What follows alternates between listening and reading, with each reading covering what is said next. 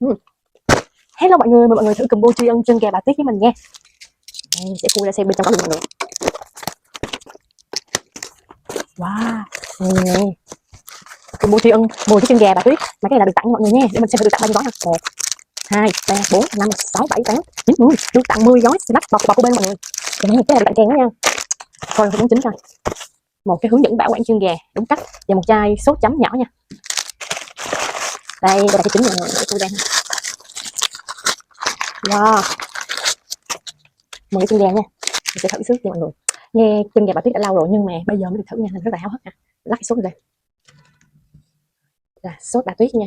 Đây là sốt bà Tuyết nha, có hạn sử dụng rất là rõ nha. Đây mình sẽ mở ra ha.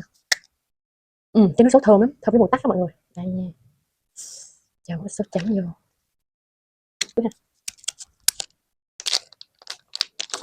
Wow, chân gà, đây là chân gà rút xương nha mọi người. Mời mọi người nha. Hấp dẫn quá, thơm, mời mọi người nha. Chấm vào nước sốt nè.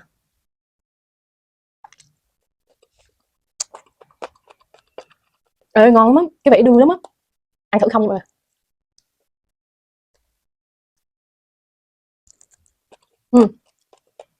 Ăn không, cái vị nó hơi the the.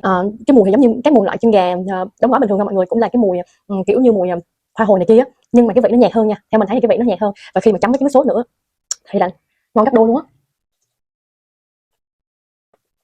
Ngon, cái nước chấm nó ngon lắm mọi người, ngon cực kỳ luôn á. Làm gói nữa nha, ngon quá, thêm cái nữa.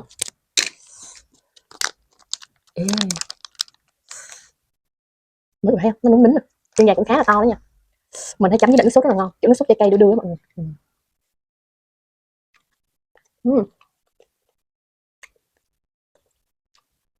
Ngon.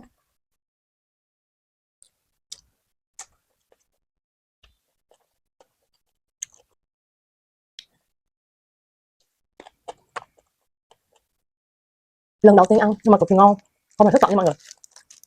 Mình sẽ ăn thử cái lát bò Kobe được tặng kèm xem thử như thế nào nha. Mùi thì có mùi thảo quả quế, ngũ vị hương. Trong bịch sẽ có 2 miếng như thế này nha. Sẽ lấy thử ra.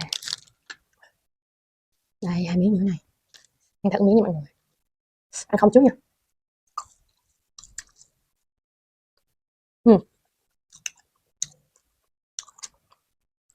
Dẻo dẻo cay cay ngọt ngọt.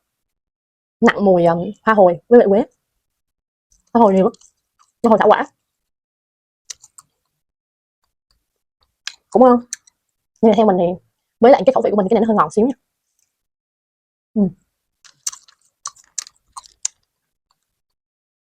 Thường là bột mì, dầu thực vật, ớt bột, hương bò. Kiểu nó cũng không cay lắm nên là mấy bé thì cũng có thể ăn được ha. Thử chấm với lại miếng nước chấm xem sao. Không biết sao nha, nhưng mình rất cực kỳ thích cái nước chấm này của bà Tuyết luôn mọi người. Đúng không? Cái nước chấm chấm cái gì cũng ngon hết, như cái này nè, mà hãy chấm vô ăn nó tăng cái vị ngon gấp đôi.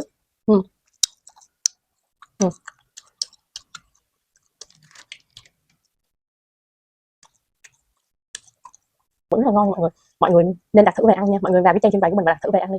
Combo này cực kỳ rẻ, lúc mình mua là như combo này chỉ có 75 cá thôi mọi người, và được 10 cái chân gà tặng kèm thêm một chiếc xịt lắc bò Kobe đó mọi người, cực kỳ hời luôn nha. Nên đặt về ăn thử nha, ngon.